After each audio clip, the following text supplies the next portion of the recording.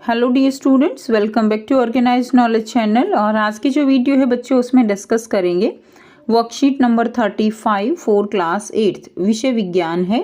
और ये वर्कशीट आपके लिए 30 नवंबर 2021 के लिए शेड्यूल की गई है। आज की जो वर्कशीट है बच्चों, उसमें हमारा टॉपिक रहेगा जंतुओं में जनन। सो वर्कशीट शुरू करने से पहले प्लीज़ चैनल को सब्सक्राइब कर दीजिए, बेल आइकन को भी प्रेस कर लो ताकि आपको आने वाली वीडियोस की नोटिफिकेशन वो समय से मिल जाए। सो देखिए आज की वर्कशीट में क्या दिया गया है। हम जानते हैं कि जनन एक जैविक क्रिया है जिसमें एक नया जीव उत्पन्न होता है। तो जनन क्या है? जनन एक जैविक क्रिया है और इसमें एक नया जीव उत्पन्न होता है। यह पृथ्वी पर जीवन की निरंतरता के लिए आवश्यक है। यह दो प्रकार का होता है। ठीक है, इसमें हमने पढ़ा था कि पृथ्वी पर जीवन की निरंतरता यानी जो सृष्टि है यानी जो संसार है उसको निरंतर चलाए रखने के लिए जनन आवश्यक है। और जनन में क्या होता है? एक नया जीव उत्पन्न होता है। जनन जो है ये दो प्रकार का हमने पढ़ा था। जनन होता है एक लैंगिक जनन और दूसरा होता है अलैंगिक जनन। लैंगिक जनन कौन सा होगा? एक नए जीव की उत्पत्ति के लिए दो जीव आवश्यक हैं, नर और मादा दोनों ही लैंगिक जनन में आवश्यक हैं। लेकिन अलैंगिक जनन में एकल जीव एक नए जीव की उत्पत्ति के लिए पर्याप्त है। तो अलैंगिक जनन में केवल एकल जीव से ही नया जीव जो है उसकी उत्पत्ति हो सकती है। तो वो कौन सा होगा? वो अलैंगिक जनन होगा। जैसा कि हम पिछली कक्षा में पढ़ चुके हैं, लैंगिक जनन करने वाले पौधे में नर और मादा जननांग होते हैं जो सामान्यतः पादप के फूल में स्थित होते हैं। हमने पिछली वर्कशीट में पढ़ा था कि लैंगिक जनन जिन पौधों में होता है उसमें नर और मादा क्या होते हैं? जननांग होते हैं। ठीक है, जो सामान्यतः कहाँ होते हैं? फूल में होते हैं, यानी फूल में नर भाग भी होता है और फूल में मादा भाग भी होता है। जंतुओं में भी नर और मादा में अलग अलग जनन अंग होते हैं। तो जंतु जो है उनमें जो नर है और मादा है, मेल एंड फीमेल, उनके अंदर भी जो मेल फीमेल जो पार्ट्स होते हैं वो अलग होते हैं। जनन अंगों का एक मुख्य कार्य युग्मक का निर्माण करना होता है। और यानी जो जनन अंग है वो एक युग्मक का निर्माण करते हैं और वो युग्मक है एक, यानी जो नर है वो नर युग्मक का निर्माण करेगा, जो मादा है वो मादा युग्मक का निर्माण करेगा। और जो ये युग्मक है ये जो है आपस में संलयित होकर, संलयित का मतलब होता है आपस में मिलकर, युग्मनज का निर्माण करते हैं। और यानी नर युग्मक और मादा युग्मक ये दोनों मिलकर किसका निर्माण करेंगे? युग्मनज का निर्माण करते हैं। यह युग्मनज भ्रूण में और भ्रूण एक नए जीव में विकसित होता है। नर और मादा युग्मकों के संलयन द्वारा इस प्रकार के जनन को लैंगिक जनन कहा जाता है। तो ये नर युग्मक क्या है? शुक्राणु होता है और मादा युग्मक क्या है? डिंब यानी अंडाणु है। और ये दोनों मिलकर किसका निर्माण कर रहे हैं? युग्मनज का निर्माण करते हैं, जिनसे एक नया जीव जो है वो बनता है। आइए अब मनुष्यों के जनन तंत्र के बारे में जानते हैं और उनमें जनन की प्रक्रिया का अध्ययन करते हैं। मनुष्यों में लैंगिक जनन। मनुष्यों में लैंगिक जनन में हम नर जनन तंत्र के बारे में पढ़ रहे हैं। नर जनन तंत्र के मुख्य भाग हैं। तो ये जो है नर जनन तंत्र का चित्र दिया गया है।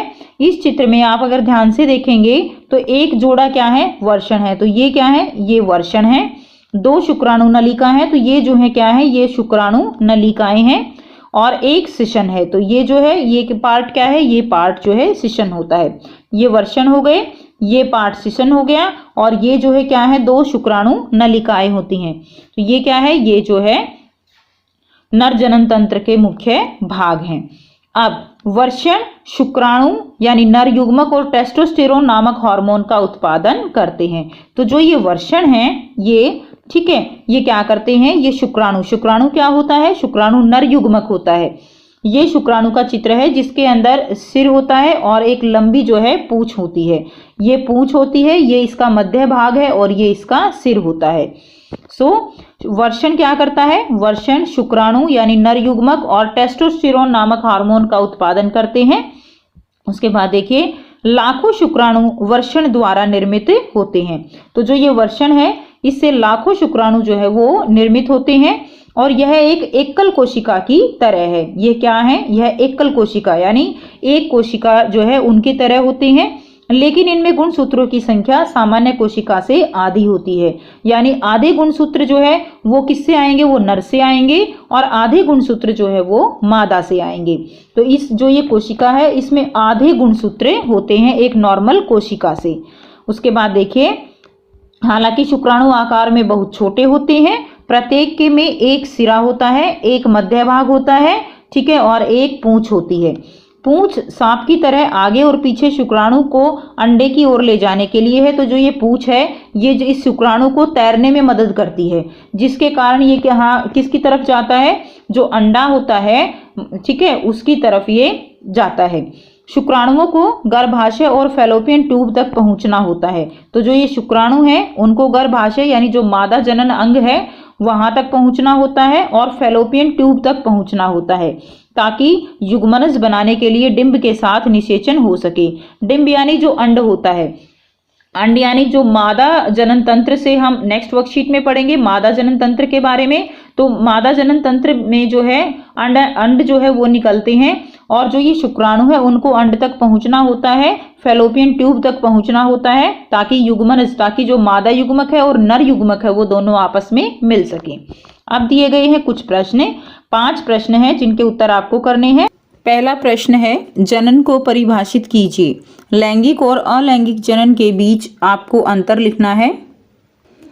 जनन क्या है? जनन जो है एक जैविक क्रिया है जिसमें एक नया जीव उत्पन्न होता है, उसको क्या कहते हैं? उसको जनन कहते हैं। लैंगिक जनन क्या होगा? एक नए जीव की उत्पत्ति के लिए 2 जीव नर और मादा दोनों आवश्यक हैं, उसको हम लैंगिक जनन कहेंगे।